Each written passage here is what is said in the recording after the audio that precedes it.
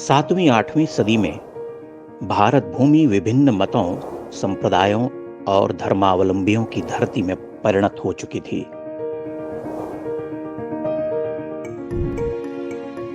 यही काल बौद्ध और जैन धर्म का उत्कर्ष काल भी था। बौद्ध और जैन मत की जड़ें उपनिषद दर्शन में ही मिलती हैं, किंतु बाद में वे वेद विहित चिंतन पद्धति का खंडन करने लगे थे। बौद्धों के साथ साथ जैन मतावलंबियों ने भी इस काल में वैदिक धर्म का खंडन किया। वैदिक धर्मावलंबी पूरी शक्ति से अपने धर्म के पुनरुत्थान में जुटे हुए थे और कई महान दार्शनिकों विद्वानों ने यथाशक्ति उनके मतों का तार्किक खंडन भी किया था। किंतु भारत की इस महान सनातनी परंपरा के पुनर्जीवन के लिए किसी दैवी आत्मा की प्रतीक्षा थी। समस्या केवल इतनी नहीं थी, इस काल में भागवत, कापालिक, लोकायतिक, कार्तिक, ऐश्वर्य, पांचरात्रिक और तांत्रिकों का भी बोलबाला हो चुका था। इसी संघर्ष काल में भारत की धरती पर ईश्वर का अंश लेकर एक चमत्कारिक प्रज्ञा का आविर्भाव हुआ था, जिन्हें हम शंकराचार्य के नाम से जानते हैं।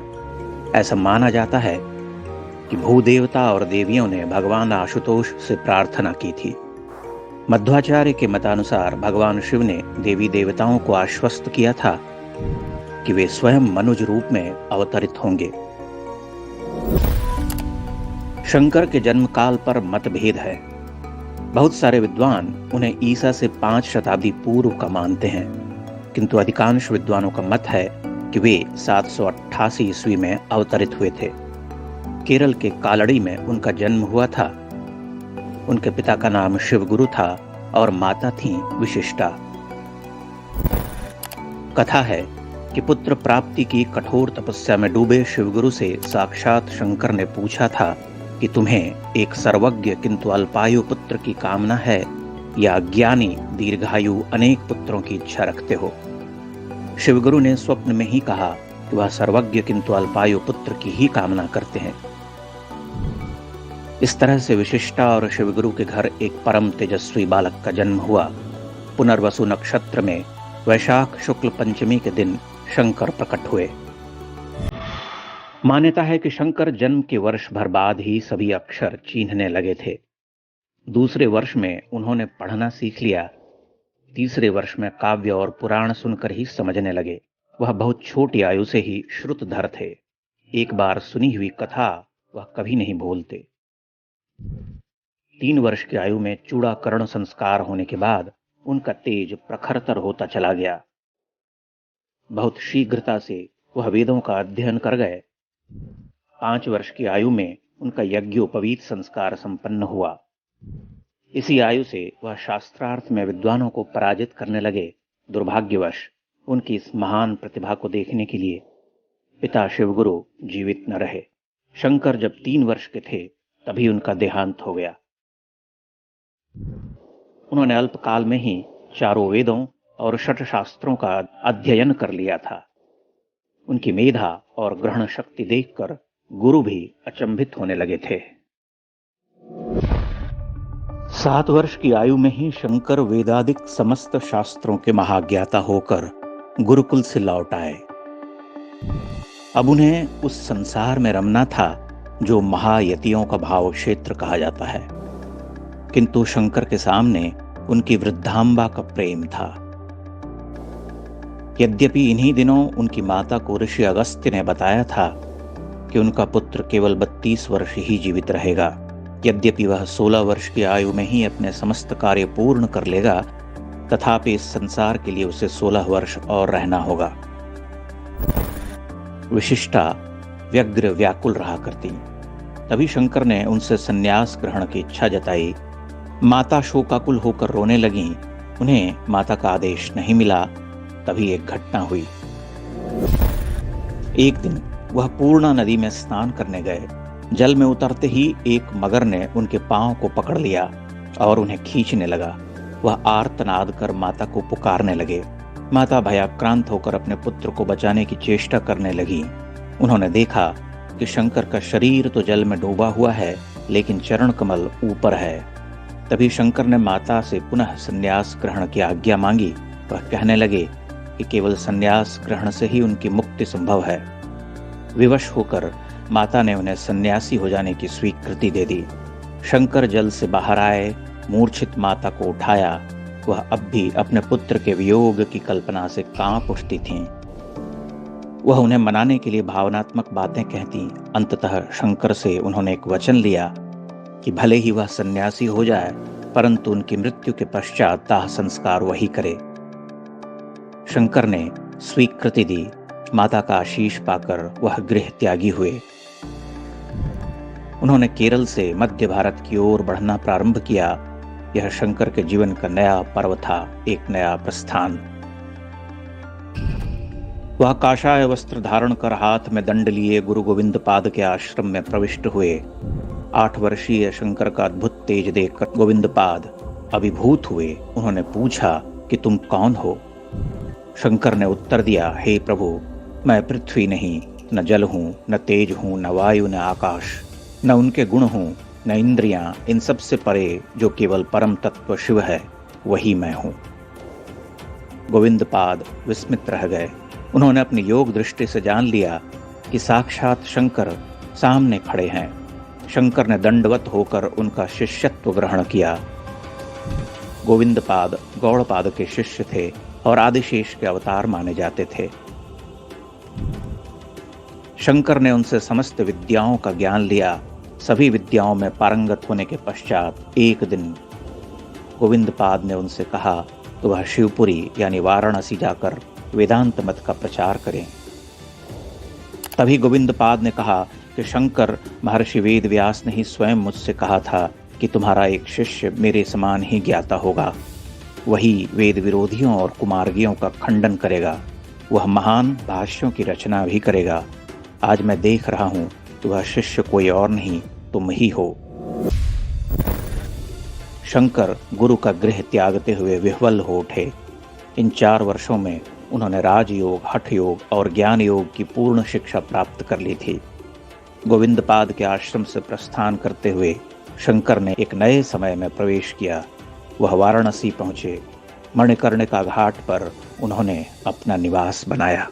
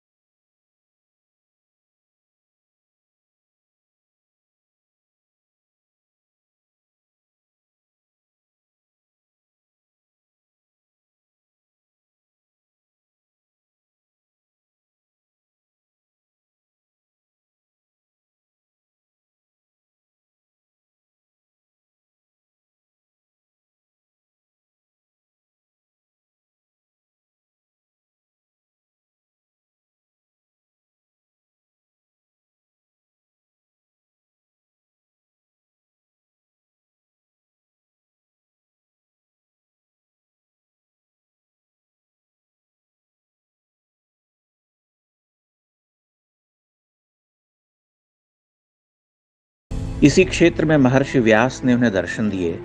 व्यास ने दर्शन से पूर्व उनकी परीक्षा ली। शंकर की विद्वत्ता और मेधा से अभिभूत होकर उन्होंने शंकर को पुत्र की संज्ञा दी। वेद व्यास ने ही उन्हें बताया कि उन्हें धरती पर और 16 वर्ष बिताने हैं। कई महापंडितों को शास्त्रार्थ में पराजित करना है। व्यास ने ही उन्हें महान कर्मकांडी कुमारिल भट्ट से मिलने को कहा। शंकर प्रयाग की ओर चल पड़े। प्रयाग में कुमारिल अग्नि स्नान कर रहे थे। अपने गुरु को शास्त्रार्थ में पराजित करने की ग्लानि में उन्होंने स्वयं को दंडित किया था। आत्मदाह करते हुए वह वक्ष तक भस्म हो चुके थे। शंकर ने उन्हें अग्नि में भस्म होते हुए देखा तो शोकाकुल हो उठे। कमंडलू के जल से उन्हें स्वस्थ करने की आज्ञा मांगी, किंतु कुमारिल टस से मस न हुए। उन्होंने शंकर को मंडन मिश्र से शास्त्रार्थ करने को कहा। आचार्य शंकर और मंडन मिश्र का शास्त्रार्थ भारतीय विद्वत परंपरा के सबसे चर्चित शास्त्रार्थों में से एक माना जाता है। मंडन मिश्र से उन्होंने 15 दिनों तक शास्त्रार्थ किया। अंततः महापंडित मंडन मिश्र ने शंकर की गुरुता स्वीकार की। यहां से दूसरी कथा शुरू हुई। शास्त्रार्थ की निर्णायिका सरस्वती रूपा मंडन मिश्र की पत्नी उभय भारती थीं। उन्होंने अपने पति के पराजित होने के पश्चात शंकर को शास्त्रार्थ की चुनौती दी। शंकर तैयार हुए, किंतु भारती ने काम शास्त्र के जटिल प्रश्नों को उनके समक्ष रखकर उन्हें निर्वाक कर दिया। शंकर ने उनसे कुछ समय मांगा। वह परकाया प्रवेश कर माह भर बाद लौटे।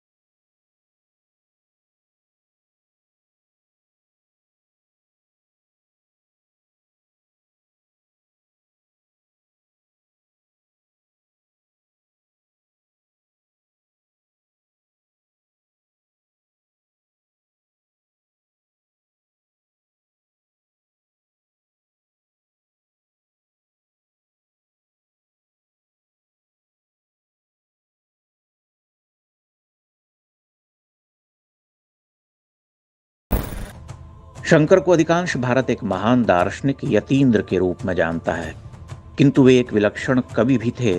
सनातन के अप्रतिम योद्धा के रूप में उनकी गणना होती है। उन्होंने भिन्न मतों संप्रदायों में बटे सनातनी समाज को एक सूत्र में जोड़कर हिंदू धर्म का ध्वजदंड गाड़ दिया। उन्होंने ब्रह्म को सत्य कहा, जगत को मिथ्या माना। उनकी स्तुतियों में इस जगत की निस्सारता का भाव बार बार प्रकट होता है। आश्चर्य है कि सर्वज्ञ और दिग्विजयी शंकराचार्य इस भावारण्य में स्वयं को अकेला पाते हैं और कहते हैं, भावारण्य भीतम च माम पाहि भद्रे, नमस्ते नमस्ते नमस्ते भवानीम। वे केवल 32 वर्ष के लिए इस धरती पर आए थे। 32 वर्ष की अल्पायु में उन्होंने अविश्वसनीय कार्य किए। उनकी महत्ता इस बात में भी निहित है कि आज भी बहुत सारी स्तुतियां, स्तोत्र और हिंदू पूजन पाठ आदि की पुस्तकों के अंत में लिखा मिलता है, आदि शंकराचार्य विरचितम। उनकी मेधा और कार्यक्षमता अलौकिक थी। महान यायावर शंकर को भगवान शिव का ही अवतार माना जाता है।